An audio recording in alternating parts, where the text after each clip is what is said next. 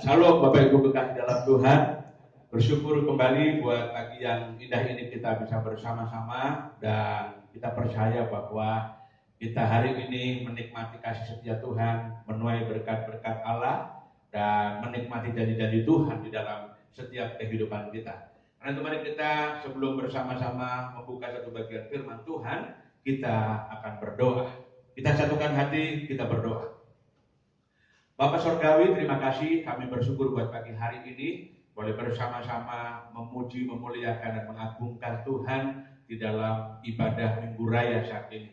Dan saatnya kami mau bersama-sama merenungkan firman-Mu. Kiranya Tuhan berbicara bagi setiap kami ya Bapak, urapi kami dan penuhi hati kami dengan Roh Kudus-Mu, supaya kami mampu memahami kebenaran firman-Mu dan melakukannya di tengah-tengah kehidupan kami hari lepas hari. Ini doa kami siapkan hati kami untuk merenungkan firman-Mu dalam nama Tuhan Yesus. Haleluya. Amin, amin, amin, amin. Bapak Ibu kekasih dalam Tuhan, mari kita buka sama-sama di dalam Yeremia pasalnya yang ke-17. Yeremia pasalnya yang ke-17, ayatnya yang ke-7 dan ayatnya yang ke-8. Demikian firman Tuhan.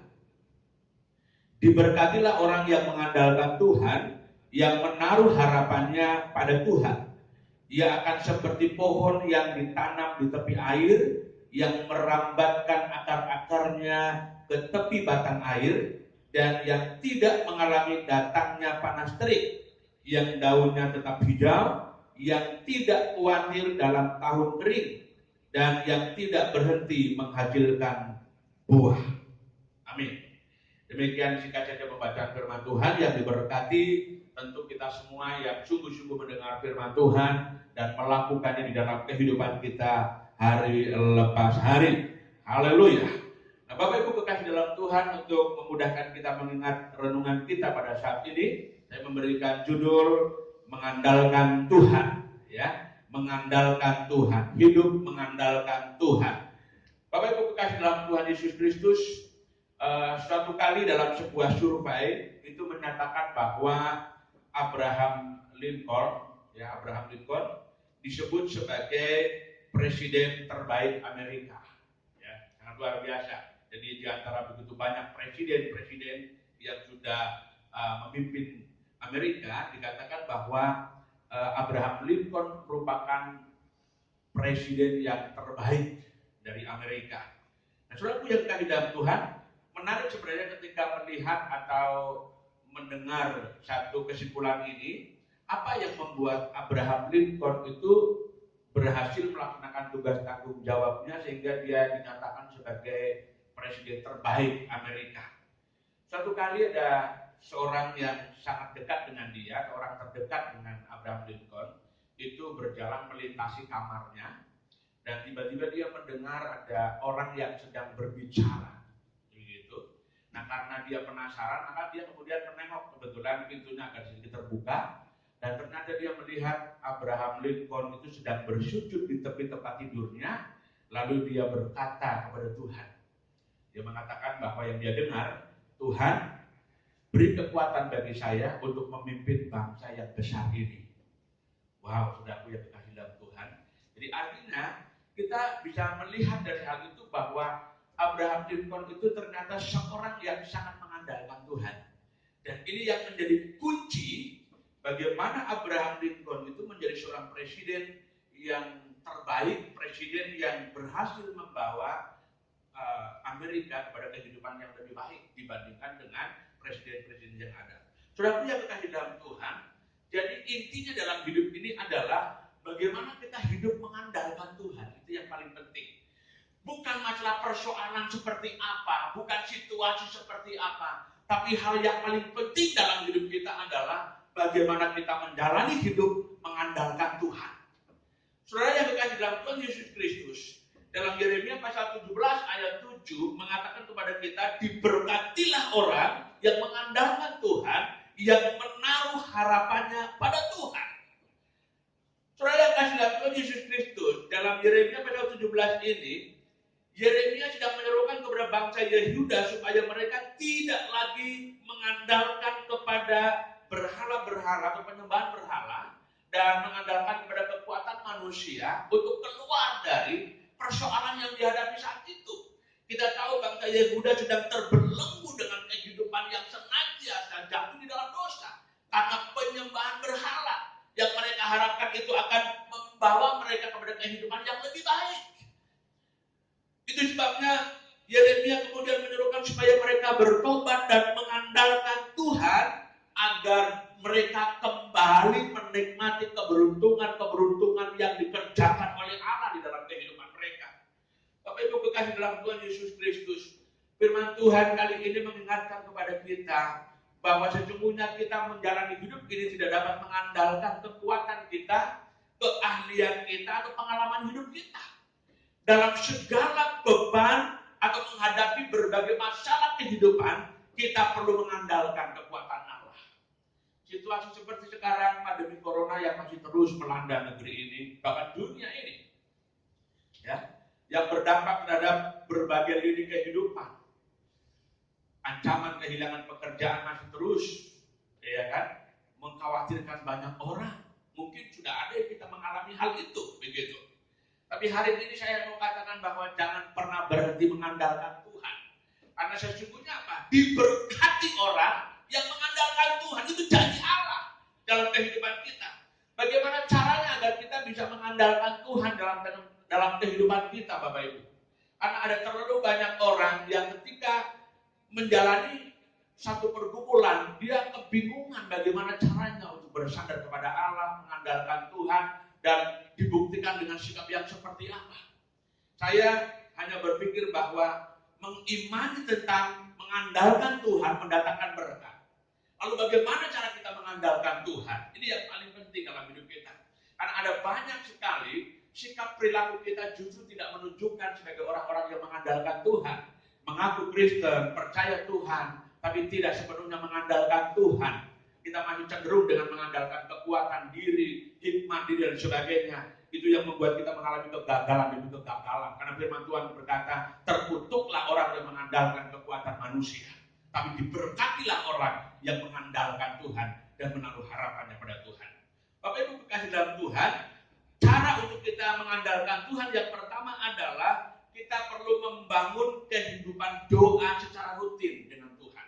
Ya, kita perlu membangun kehidupan doa atau mesbah doa secara rutin. Jadi maksud saya di sini adalah bagaimana membangun mesbah doa itu lebih kepada membangun hubungan yang baik dengan Allah. Pemazmur menuliskan di dalam Mazmur 91 ayat 14, di sana dikatakan sungguh hatinya melekat kepadaku. Maka ketika dia berseru, aku akan menjawabnya. Bayangkan saja Bapak Ibu kekasih dalam Tuhan, hatinya melekat kepadaku. Jadi artinya apa? Di sana ada indikasi tentang hubungan yang terjalin baik dengan Allah, hubungan yang sangat akrab dengan Tuhan yang diwujudkan di dalam doa kepada Allah, kehidupan doa yang terus berlangsung, terus-menerus, rutin, bukan hanya bersifat temporer, Bapak Ibu.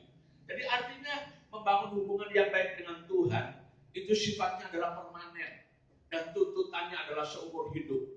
Bukan hanya dalam waktu-waktu tertentu kita membangun hubungan dengan Tuhan. Pada saat kita sedang bergumul berat, kita aktif dengan Tuhan, kita merasa dekat dengan Allah, kita bergumul dengan Tuhan. Saat kita sedang dalam kondisi yang tidak ada masalah, kita lupa Tuhan. Atau sebaliknya, pada waktu kita sedang banyak masalah, kita jauh dari Tuhan, ketika sedang banyak berkat, kita dekat dengan Allah. Bukan. Atau ketika sebaliknya lagi, ketika kita ada banyak masalah dekat dengan Tuhan, ketika kita sedang banyak berkat, kita justru lupa Tuhan. Nah, saudaraku yang kekasih dalam Tuhan Yesus Kristus, hari ini saya mau katakan bahwa bagaimana seseorang mengandalkan Tuhan diwujudkan dalam perilaku dan sikap yang mau membangun hubungan yang baik dengan Tuhan, yang diwujudkan akan di dalam kehidupan doa dan persekutuan dengan Allah. Saudara yang kekasih dalam Tuhan Yesus Kristus, itu bagian yang pertama. Kemudian yang kedua adalah kita harus mau merendahkan hati dan mengakui bahwa kita tidak dapat menjalani semuanya itu tanpa Tuhan. Penting sekali bagi kita. Berkali-kali saya katakan kepada jemaat dimanapun berada, hidup kita itu harus jujur di hadapan Tuhan. Hidup kita itu harus terbuka dengan Allah. Dan hidup kita harus mau bahwa tanpa Tuhan kita bukan siapa-siapa. Tanpa Tuhan kita tidak akan sanggup menjalani semua yang ada di tengah-tengah dunia ini. Tanpa Tuhan kita gagal. Tanpa Tuhan kita tidak akan sanggup untuk berjalan di tengah-tengah dunia ini. Dan sebabnya apa? Butuh ada sikap merendahkan hati dan membuka diri serta mengakui bahwa hanya Dia yang sanggup menolong saya.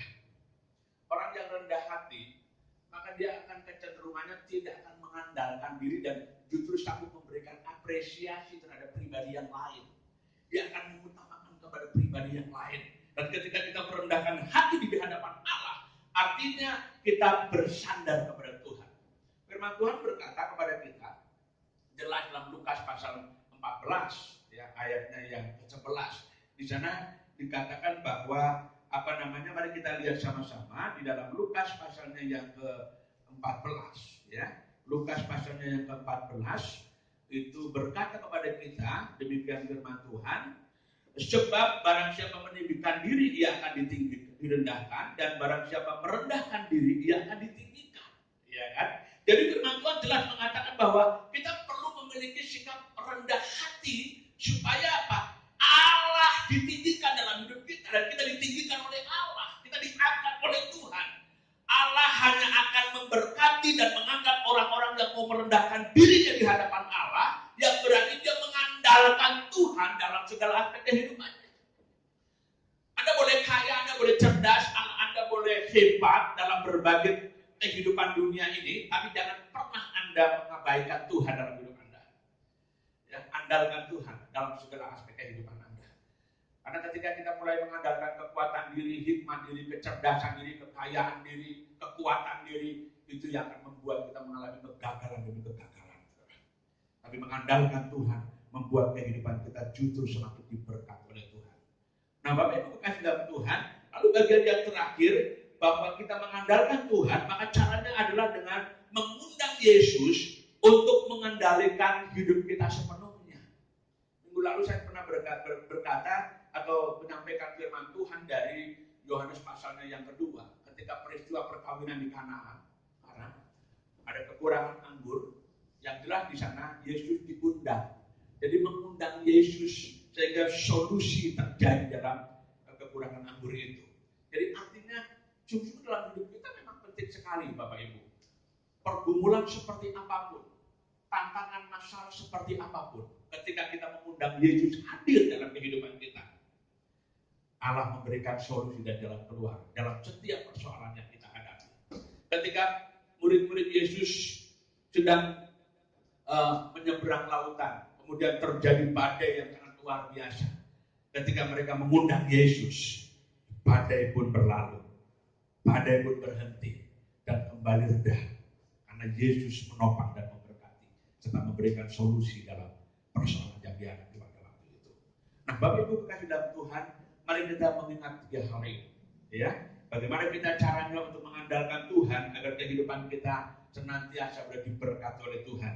Yang pertama, membangun mesbah doa, membangun hubungan yang baik dengan Tuhan secara terus-menerus. Kemudian yang kedua, rendahkan hatimu. Kemudian akui bahwa kita tidak bisa menjalani hidup ini tanpa Tuhan. Dan bagian yang ketiga, undang Yesus untuk mengendalikan sepenuhnya kehidupan kita. Hidup kita diberkati oleh Tuhan. Tuhan Yesus memberkati. Amin. Mari kita berdoa. Bapa di surga, terima kasih, kami bersyukur untuk firman-Mu. Kiranya Engkau meteraikan dalam hati kami semua, supaya kami dimampukan untuk mempraktekkannya di tengah-tengah kehidupan kami. Ajarkan kami untuk terus mengandalkan Tuhan dalam segala keadaan, supaya kehidupan kami dilayakkan untuk terus diberkati oleh Tuhan. Ini doa kami dalam nama Tuhan Yesus. Haleluya. Amin.